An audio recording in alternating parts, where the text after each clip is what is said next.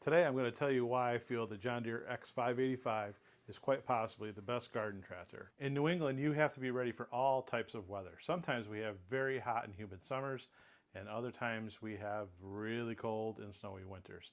So I got attachments for just about every situation. Today I'm going to show you those attachments and how I use them and why I still feel the John Deere X585 is quite possibly the best garden tractor, at least for me. So this is my John Deere X585. It's a 2003 model. I purchased it in 2005 with 100 hours on it, and it has just under 700 hours on it now. It's got the standard Kawasaki twin-cylinder gas motor. It's got a quick hitch up on the front. It's got front hydraulics. It's got a 54-inch mowing deck, four-wheel drive. I've got wheel weights. I have a custom hitch on the back that has a pull point for yard implements. It's got a 2-inch receiver for doing 2-inch receiver stuff, and I installed a 3,000-pound electric winch. We also have a toolbox slash junk collection bucket on the back. I've got my dog toy picker-upper thing.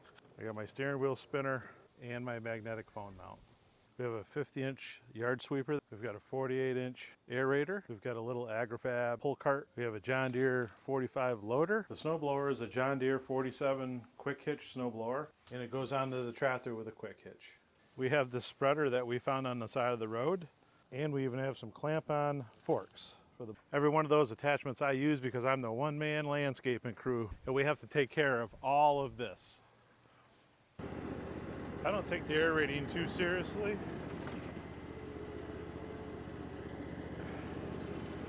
But with the yard being all clay, it does make a difference. The really cool thing about the tow behind spreader is we got it on the side of the road. We were driving up the road and sitting on the side of the road. I think it was 25 or 50 bucks.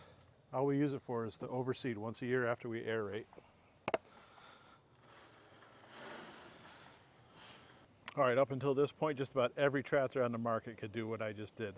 Tow behind implements are easy. The next attachment we're going to talk about is the 54-inch mowing deck. This thing is shaft drive. It has been flawless in the 20 years that I've owned this tractor. I change the blades about every other year or so, and it just runs. 2 years ago, I took the deck off, scraped it all down, repainted it, and gave it a new lease on life. I usually run it with the chute up, so it disperses the clippings. Looks like it could use a little sharpening. And it's just smooth. When you're mowing with it, it's smooth. It goes over the ground good, it doesn't scalp. It's just a very smooth piece of equipment, one that hasn't given me any trouble in the 20 years that I've owned it.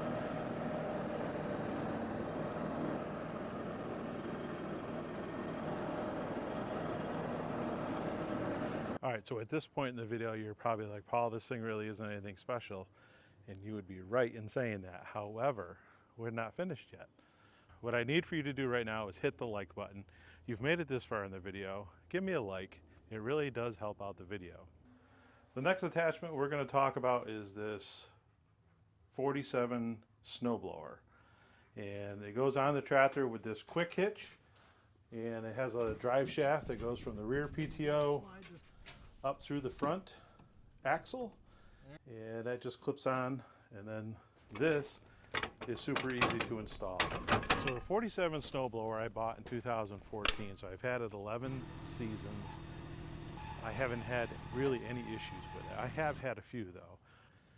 The sprockets for the chain drive wore out, and I had to replace those, and unfortunately those failed right in the middle of a snowstorm, so I was pretty much dead in the water until I could get the replacement sprockets and chain. There is a gear drive replacement for this. I'd like to take the chain drive off and install the gear drive in the future, but for right now we're still running the chain drive. I did add the cable for the elevation of the chute. This was something that didn't come from the factory with John Deere, but it was a simple install. I have had to replace the cables that spin the chute from side to side. That was also a fairly easy installation, and the parts aren't that expensive either. I have done a video on both of those. You may want to check those out in my John Deere playlist. The 47 snowblower will take anything that you'll throw at it. Wet snow, fluffy snow, deep snow, not so deep snow. It just seems to chew up whatever you put in front of it. I've never broken a shear pin, and it just keeps plugging along. This was a fairly expensive attachment to add to the tractor, but it does save me a ton of work in the wintertime and makes snow removal pretty easy.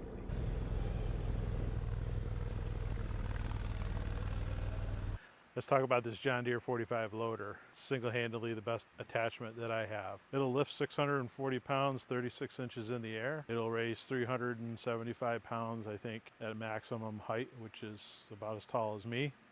This thing is super easy to install. All you have to do is connect the hydraulic hoses, and once they're attached, you can get the attachment. The loader will just pull the lever, and it just kind of falls onto the frame of the tractor. These things right here, this is the ROP system, or the rollover protection system. So if you notice on this tractor, there's no hoop on the back.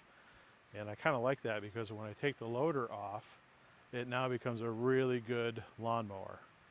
So when the loader's on, you've got the protection from rollover, and I have a mirror installed over there so that I can see behind me. And then when I don't use the loader, I just take it off, and then everything that goes with the loader goes with it. So because it's a garden tractor, it works good as a lawn tractor, and it does a little bit of small utility tractor stuff. I think that's what I like most about it. The forks I have are clamp-on forks, and these just sit in there like that, and then you just tighten them down.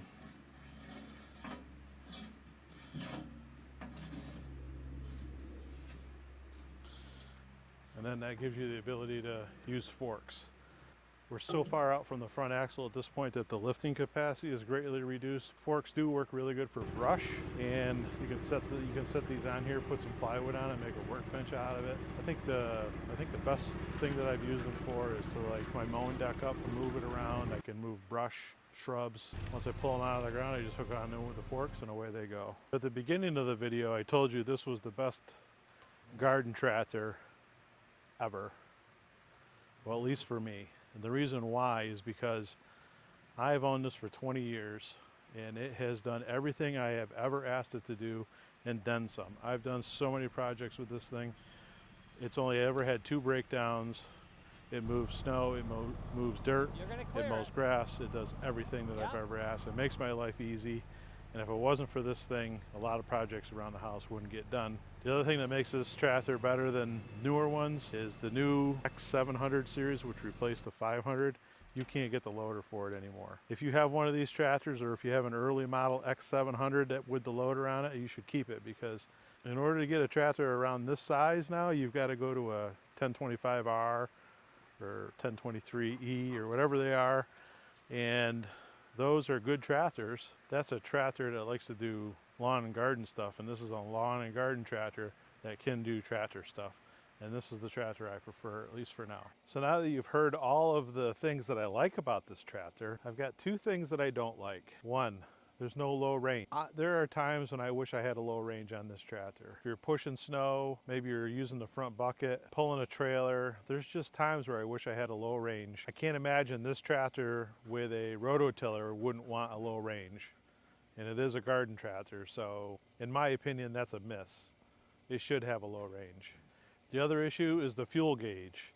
The fuel gauge stopped working right after I got the tractor. I got it working for a little bit, it stopped working, got it working, it stopped working. I don't really know what's wrong with it. I think it's a bad ground. Some people say that it's the instrument cluster. All I know is I really wish I had a gas gauge that worked. What's wrong with the old time gas gauge when it was on the top of the cap? You know, it had the float on here. Why can't we just go back to something simple like that?